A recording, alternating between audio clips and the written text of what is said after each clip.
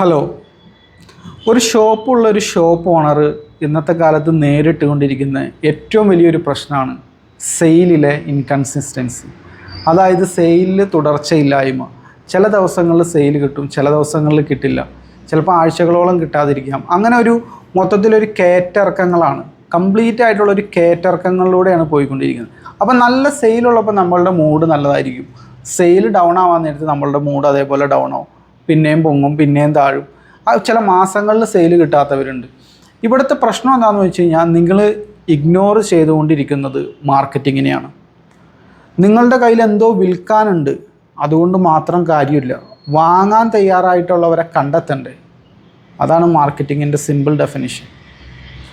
മാർക്കറ്റിങ്ങിനെ ignore ചെയ്തുകൊണ്ട് വേറെ എന്തെല്ലാം കാര്യങ്ങളിൽ നിങ്ങൾ ഫോക്കസ് കൊടുത്താലും ബിസിനസ്സിൽ സെയിലിൽ ഇൻകൺസിസ്റ്റൻസി ഉണ്ടാവും. ലോകത്തിലെ ഏറ്റവും നല്ല പ്രൊഡക്റ്റ് വിൽക്കുന്ന ആൾ നിങ്ങളായിട്ടും കാര്യമില്ല.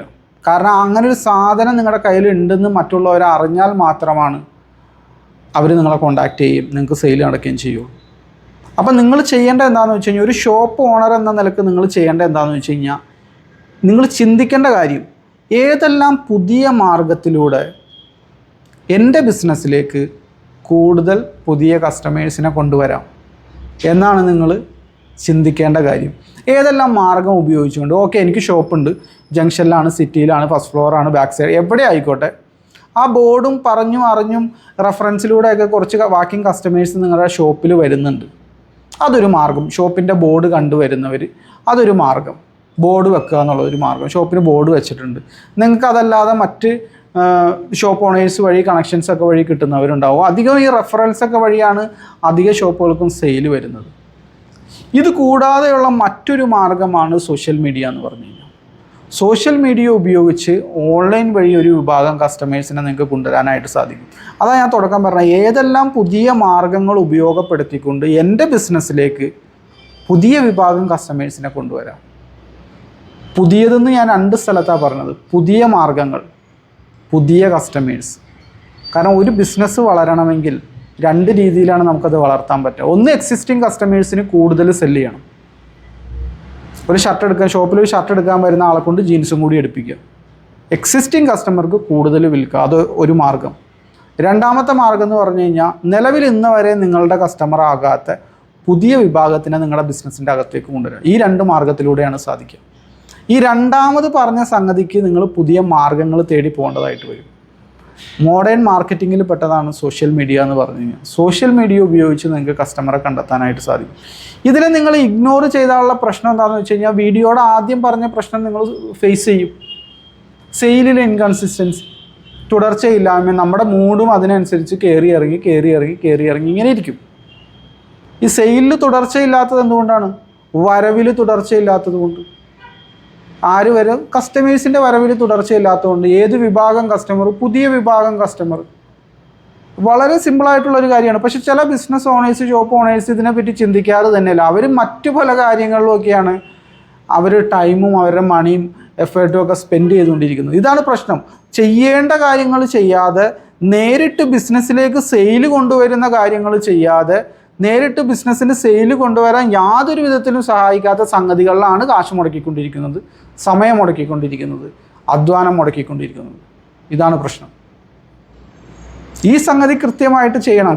പുതിയ വിഭാഗം കസ്റ്റമറെ എങ്ങനെ കൊണ്ടുവരാം? ഇപ്പം നിങ്ങളുടെ ലോഗോയുടെ കളർ പച്ച മാറ്റി നീല അടിച്ചു. ബോർഡിൻ്റെ കളർ, ഇപ്പോൾ ലോഗോ ഇത്ര കാലം പച്ചയായിരുന്നു, അത് നീലയാക്കി. എന്താ അതുകൊണ്ട് ഗുണം?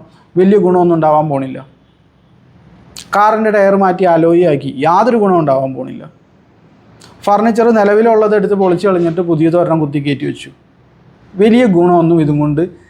ഡയറക്റ്റ് സെയിൽ ഇൻഡയറക്റ്റ്ലി സഹായിച്ചേക്കാം, ഡയറക്റ്റ്ലി ഇതൊന്നും നിങ്ങളെ സഹായിക്കുന്നില്ല. ബിസിനസ്സിൻ്റെ പേരിലാണ് ഇതൊക്കെ ചെയ്തുകൊണ്ടിരിക്കണം, ബിസിനസ് വളർത്താനുള്ള രീതിയിൽ. അവിടെ വളരാൻ പോണത് ശരിക്കും പറഞ്ഞാൽ മറ്റു ബിസിനസ്സുകളാണ്. കാരണം നിങ്ങൾ പല ബിസിനസ്സുകളെ കോൺടാക്ട് ചെയ്തിട്ടാണല്ലോ ഇതെല്ലാം ചെയ്യുന്നത്. നിങ്ങളുടെ ബിസിനസ് വളരാൻ വലിയ സാധ്യതയില്ല. കാരണം പുതിയ വിഭാഗം കസ്റ്റമേഴ്സിനെ കണ്ടെത്താൻ നിങ്ങൾ ശ്രമിക്കുന്നില്ല. ഇനി ചില ആളുകൾ, ചില ബിസിനസ്സുകൾ എന്ന് പറഞ്ഞു കഴിഞ്ഞാൽ, അവർക്ക് അങ്ങനെ മൂഡ് അങ്ങനെ ഡൗൺ ആവാറൊന്നുമില്ല. ആ ഷോപ്പ് ഓണേഴ്സിന് അങ്ങനെ മൂഡ് ഡൗൺ ആവും. അവർക്ക് തരക്കേടില്ലാതെ കസ്റ്റമേഴ്സിനെ കിട്ടുന്നുണ്ട്. പക്ഷെ അവരും ഫേസ് ചെയ്യുന്ന പ്രശ്നം എന്താണെന്ന് വെച്ച് കഴിഞ്ഞാൽ, ഒരു തട്ടിലിടിച്ചിങ്ങനെ നിൽക്കുകയാണ്. ആ ഒരു കിട്ടുന്ന റവന്യൂ, ആ കിട്ടുന്ന സെയിൽ, അതിനപ്പുറത്തേക്ക് കിടക്കാൻ അവർക്കും സാധിക്കുന്നില്ല. അവിടെയും പ്രശ്നം ഇത് തന്നെയാണ്. എന്ത് പുതിയ വിഭാഗം കസ്റ്റമേഴ്സ് കടന്നു വരുന്നില്ല.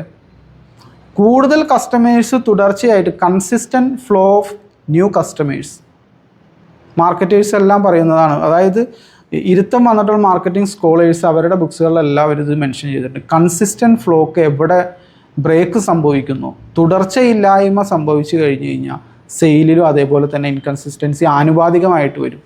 കസ്റ്റമർ തുടർച്ചയായിട്ട് കടന്നു വരുന്നില്ലേ, സെയിലും തുടർച്ചയായിട്ട് ലഭിക്കുമെന്ന് നിങ്ങൾ പ്രതീക്ഷിക്കേണ്ട.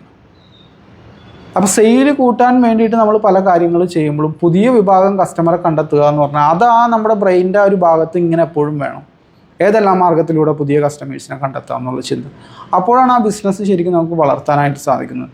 ഇല്ലെങ്കിൽ എപ്പോഴും സെയിലിൽ ഇൻകൺസിസ്റ്റൻസി ഉണ്ടായിക്കൊണ്ടിരിക്കും, നമുക്കത് വളർത്താനായിട്ട് സാധ്യമല്ല.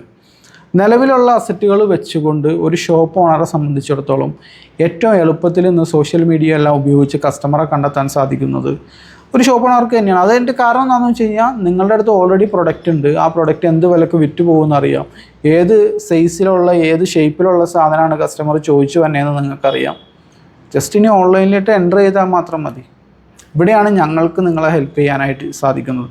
ഡിജി സെയിൽസ് എന്ന് പറഞ്ഞാൽ തന്നെ ഷോപ്പ് ഓണേഴ്സിന് സോഷ്യൽ മീഡിയ ഉപയോഗപ്പെടുത്തി കസ്റ്റമേഴ്സിനെ, പുതിയ വിഭാഗം കസ്റ്റമറെ എങ്ങനെ കണ്ടെത്താമെന്ന് പഠിപ്പിച്ചു കൊടുക്കലാണ്.